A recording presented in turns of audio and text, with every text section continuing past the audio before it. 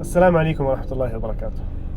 Hari ini, hari Senin, tanggal 23 bulan Januari 2023. Ada beberapa kejadian yang terjadi sama saya yang membuat saya sedih. Tapi Alhamdulillah, ada kejadian juga yang mengobati kesedihan itu, walaupun sedikit. Dan ada hikmah di situ yang membuat saya tenang. Karena pilihan Allah untukmu lebih baik daripada pilihanmu sendiri. Cara Allah untukmu jauh lebih baik daripada keinginanmu sendiri. Allah subhanahu wa ta'ala yang mengatur kehidupan kita. Dan pasti ada hikmah di setiap kejadian. Hari ini saya dari Puncak menuju Jakarta. Saya nginap di Puncak, jadi pas pagi hari saya terima telepon dari rumah sakit, disuruh cepat ke Jakarta sebelum jam 3 sore harus sampai rumah sakit dan ada yang harus dites. Alhamdulillah, qadarullah, saya punya gak mau bilang penyakit yang parah, tapi ada sesuatu yang perlu diperiksa untuk memastikan penyakitnya apa. Sudah berbulan-bulan, jadi bolak-balik ke rumah sakit. Ujungnya tes terakhir yang saya harus tes adalah hari ini, dan baru sudah lengkapi perlengkapan untuk tindakan hari Rabu. Dan saya tidak punya waktu lagi, karena beberapa hari lagi setelah tindakan harus saya berangkat ke Madinah. Jadi waktu saya sangat mepet. Dan kalau tidak bisa berhasil untuk periksa kali ini, berarti harus ditunda mungkin setelah 2 bulan atau 3 bulan. Dan saya tidak bisa, karena itu harus dicek segera. Maka itu saya langsung geser semua jadwal, rubah semua acara, dan langsung menuju ke Jakarta. Pertama saya berhenti isi bensin. Pas saya mau parkir isi bensin, kena bemper depan. Alhamdulillah, kena besi. Jadi rusak bemper depan bagian bawah. Alhamdulillah, saya tenang, gak masalah. InsyaAllah ada hikmahnya, apa-apa kerusakan yang sedikit. Saya lanjut perjalanan.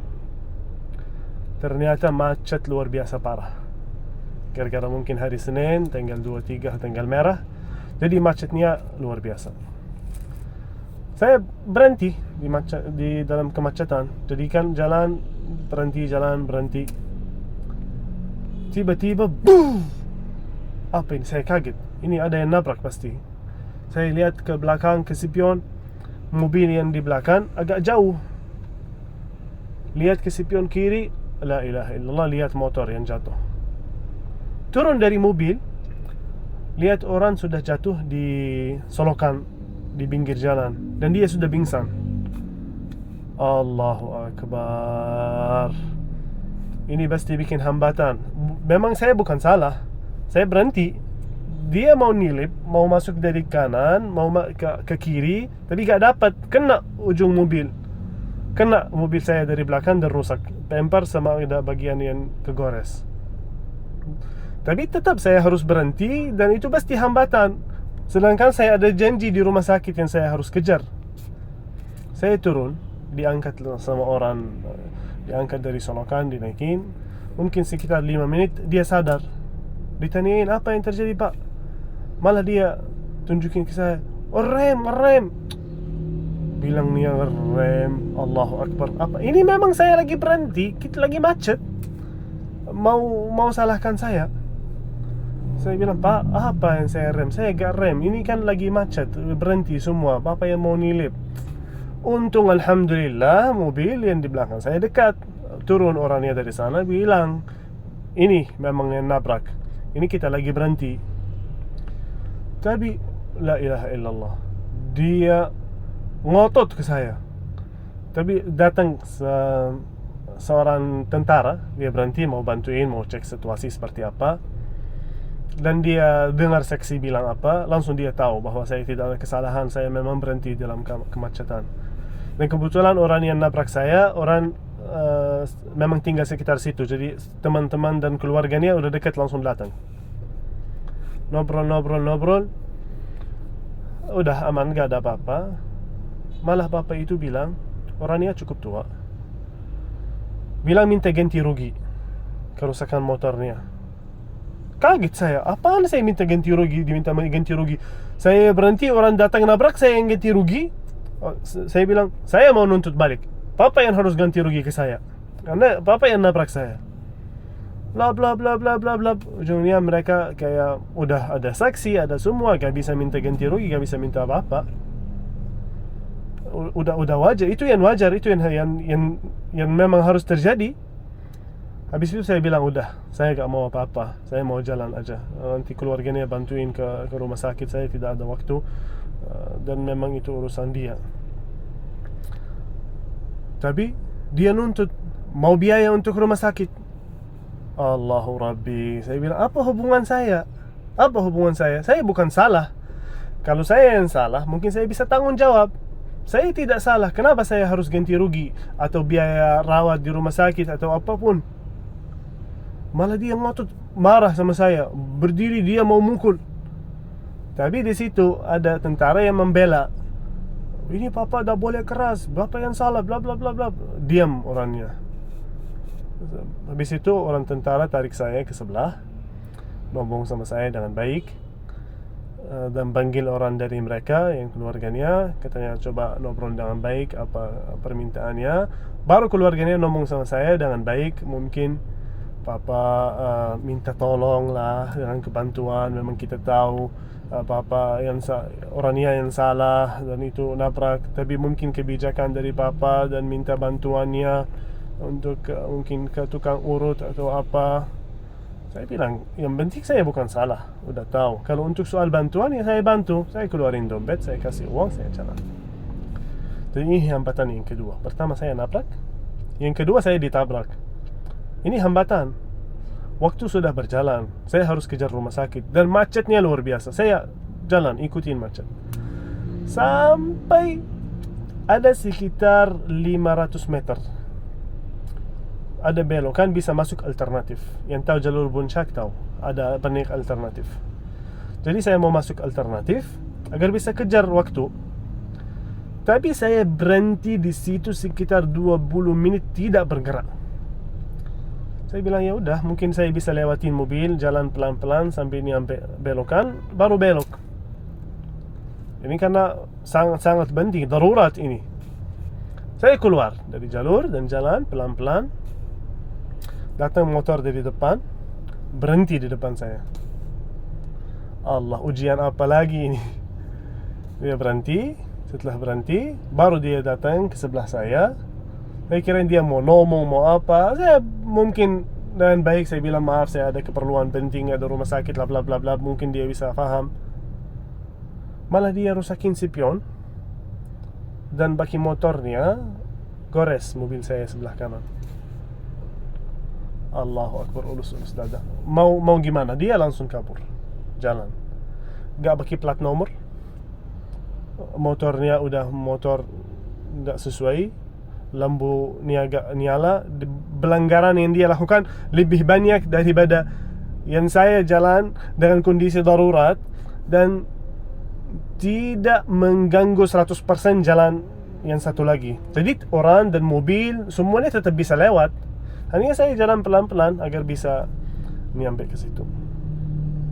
Tapi luar biasa perilakunya sama saya. Ya Allah, itu bikin saya agak sedih. Habis itu gak ada 1 menit, datang polisi di depan saya. Marah-marah. Saya bilang, Pak, ini dengar dulu apa yang saya sampaikan. Mungkin ada sesuatu. Kalau beliau dengar, kalau orang polisinya dengar, mungkin dia bantu saya sampai belokan daripada dia ngotot sama saya. Wah, yang bikin saya sedih lagi, Pak polisinya, begitu dia lihat saya, dia gak ngeh apa yang saya sampaikan, apa yang saya ngomong. Dia sebut negara, sebut bahasa, sebut sesuatu yang tidak ada hubungannya sama situasi. Ini memang ada pelanggaran, ada aturan. Memang saya tidak melanggar 100% yang namanya pelanggaran, walaupun saya dalam kondisi darurat. Memang kalau saya ada sanksi, saya siap untuk menerima sanksinya. Tapi perilaku orangnya sama saya dia sambil sebut negara, bahasa dan lain-lain. Itu yang membuat saya terkejut. Ini apa maksudnya? Ini gak ada hubungannya. Kenapa sih sampai dia harus ngomong begitu? Udah akhirnya dia fotoin plat nomor saya dan dia tunjukin di HP-nya bahwa dia laporkan, mungkin dia mau tilang elektronik, tak tahu. Dan saya ikutin macet mungkin sekitar setengah jam lagi, baru nyampe 500 meter itu baru tembus dalam setengah jam. Dan alhamdulillah sampai Jakarta udah pas banget, pas waktunya saya nyampe. Tapi hikmah di situ saya sampaikan, beberapa kali ada hambatan, beberapa kali ada ujian.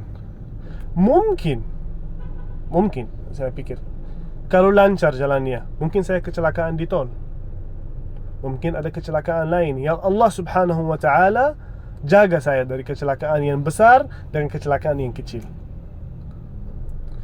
Apapun pasti ada hikmah. Di situ bikin saya tenang. Di situ saya bisa tenang karena Allah subhanahu wa ta'ala lebih afdal caranya daripada kita sendiri. Makanya saya bisa tenang. Alhamdulillah, hikmah Allah itu lebih baik untuk saya sendiri. Walaupun banyak hambatan, banyak kerugian, mobil saya rusak, saya telat, tapi alhamdulillah saya sampai ujungnya dan berhasil untuk periksa dan tindakannya mungkin nanti hari Rabu. Jadi pesan yang pertama yang saya mau sampaikan, hikmah Allah subhanahu wa ta'ala lebih tahu mana yang baik untuk kita. Selalu ada hambatan yang kita hadapi, pas bilang alhamdulillah, Allah subhanahu wa ta'ala jaga saya dari musibah yang lebih besar. Selalu saya bilang begitu, alhamdulillah Allah jaga saya dari musibah yang lebih besar. Makanya ada hambatan, ketinggalan pesawat, ketinggalan sama teman, kena macet, kena musibah, mobilnya kena yang bikin kita salah belok, yang membuat kita mutar dulu baru balik lagi, yang membuat kita telat sampai tujuan. Selalu tenang, bilang ada hikmahnya, Allah subhanahu wa ta'ala yang jaga saya. Pesan yang kedua yang saya mau sampaikan, bahwa jangan menilai seseorang atau sesuatu walaupun terjadi di depan matamu sendiri. Kelihatan benar-benar itu udah salah, tetap jangan menilai. Bila mungkin ada sesuatu yang kita tidak tahu. Kenapa saya bilang begitu? Karena orang yang merosakkan spion saya dan gores, dan pak polisi yang datang marah sama saya, mereka tidak tahu apa cerita saya, kenapa saya mau melewati sedikit macetnya. Mereka tidak tahu cerita berbulan-bulan bolak-balik ke rumah sakit dan waktu yang singkat yang harus saya kejar janji temu sama dokter. Mereka tidak tahu kalau saya tidak bisa lewatin janji tersebut. Jadi kalau mereka tahu, gak mungkin mereka lakukan hal-hal seperti ini, kan? Jadi kita jangan menilai seseorang atau sesuatu walaupun terjadi sama saya. Pernah ada kejadian di depan saya, juga di jalur puncak. Kita lagi jalan, tidak begitu macet, tapi agak sedikit macet.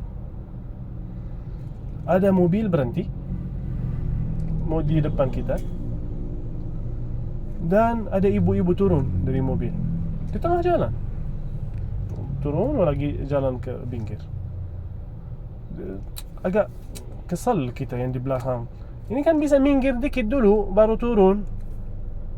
Tapi qadarullah, mobil yang di depan saya dan telat sedikit baru lewat. Begitu saya mau lewat, ternyata mobilnya mogok. Baru mereka dorong ke samping. Coba kalau saya lewatin sebelum saya lihat, pasti di pikiran saya, apaan ini orang berhenti aja gitu di tengah jalan untuk orang turun dari mobil, kan bisa aja minggir. Saya tidak tahu bahwa mobilnya yang mogok. Makanya harus selalu husnuzan. Selalu husnuzan. Walaupun terjadi dengan jelas di depan mata kita, tetap jangan kita menilai. Bilang ada sesuatu yang kita tidak tahu. Semoga hikmahnya bermanfaat. Ujian yang besar sekarang, apakah saya memaafkan orang yang gores-gores mobil saya atau tidak? Kalau saya memaafkan, insyaAllah Allah yang akan ganti. Kalau saya tidak memaafkan, Nanti dia yang akan ganti dengan pahala yang dia berikan ke saya nanti di hari kiamat.